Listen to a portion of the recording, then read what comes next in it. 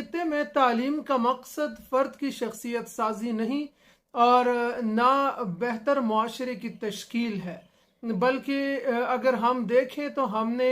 तालीम को खालिसतन मईशत और माश के साथ जोड़ दिया है। मेरे नज़दीक जो मईशत और माश वाला मामला है, ये एक छोटा मकसद है जिसके पीछे पड़कर हम बाकी के दो बड़े मकासद को भूल जाते हैं। अगर हम पहले दो बड़े मकासद को मद्देनजर रखेंगे तो माश वाला जो मसला है ये खुद ब खुद हल हो जाएगा। मगर हम देखें तो तालीमी निज़ाम में बेइंतहा खामियां भी मौजूद हैं और हमें नज़र आता है कि पहले ही दिन से एक छोटे से बच्चे का तालीमी सिलसिला शुरू होता है तो उसका जहनी और जज्बाती इस्तेहसाल शुरू होता है, क्योंकि नर्सरी में जब एक छोटे से बच्चे को दाखिल कराने लेके जाया जाता है तो ये तवक्को रखी जाती है, ये मुतालिबा किया जाता है कि किसी आइंस्टाइन के लेवल का बच्चा हो तो हम उसको दाखिल कराएं। हालांकि ये नामुमकिन है और सीखने का जो अमल है वो किसी तालीमी इदारे में आने के बाद शुरू होता है। और जब बच्चा स्कूल जाना शुरू करता है तो गैर मुतालिका गैर ज़रूरी किताबों का और कॉपियों का इतना बेतहाशा बोझ उस पर डाला जाता है कि वो एक जिस्मानी और जहनी कर्ब से गुजरता है और ये उसकी शख्सियत में और उसके जहन में तोड़ फोड़ का एक अमल शुरू कर देता है। बजाय इसके कि उसकी शख्सियत बने वो टूट फूट का शिकार हो जाता है, वो जहनी परेशानियों का शिकार हो जाता है। तो लिहाजा इस मामले में भी गौर करना चाहिए कि किस दर्जे में किस तालिब इल्म को कितना पढ़ाना चाहिए। तालीमी मैदान में ये भी नज़र आता है कि अक्सर जो तलबा तालिबात हैं वो अपनी मर्जी और इख्तियार के मज़ामीन नहीं पढ़ सकते, क्योंकि उन पे घर वालों की तरफ से एक प्रेशर होता है कि तुमने डॉक्टर बनना है या इंजीनियर बनना है। मैं समझता हूँ कि ये भी एक गैर ज़रूरी स्ट्रेस है जो हम अपने बच्चों को देते हैं। अगर हम उनको उनकी मर्जी, उनके रुझान और उसके मैलान पे छोड़ दें तो वो ज़्यादा बेहतर तौर पे पढ़ाई में आगे बढ़ सकते हैं और कामयाब इंसान बन सकते हैं। हमारे यहाँ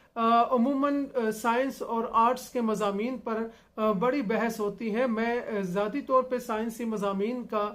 ख़िलाफ़ तो नहीं हूँ, लेकिन मेरा ख्याल है कि आर्ट्स में आने के बाद भी कामयाबी के बहुत सारे रोशन रास्ते होते हैं, बहुत सारे रोशन मुस्तकबिल होते हैं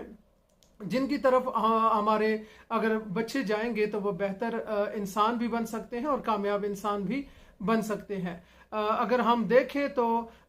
हमारे तालीमी इदारों में बेशतर जो प्रिंसिपल्स आते हैं उनमें से अक्सर का ताल्लुक आर्ट्स के मजमून से होता है। इसी तरह ज़िलाई सतह पे हमारे जो कमिश्नर, डिप्टी कमिश्नर्स होते हैं या बड़े बड़े ओहदों पे हमें नज़र आते हैं कि जो लोग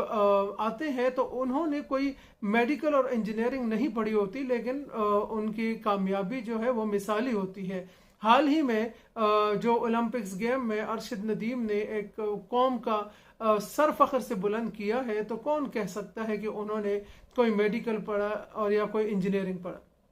लिहाजा मैं यहाँ पे ये वाज़ेह करता चलूँ कि कामयाबी का इन्हिसार जो है या इसका जो ताल्लुक है वो किसी भी इंसान के कमिटमेंट के साथ होता है, मजमून के साथ नहीं होता। और मैं अक्सर बच्चों को ये समझाता हूँ कि आप लोग जो भी मजमून ले लें उसको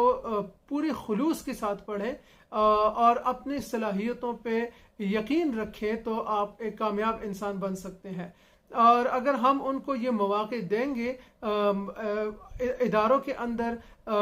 असातिज़ा मौक़े देंगे और घरों के अंदर वालिदैन मौक़े देंगे तो उनकी शख्सियत साजी भी होगी,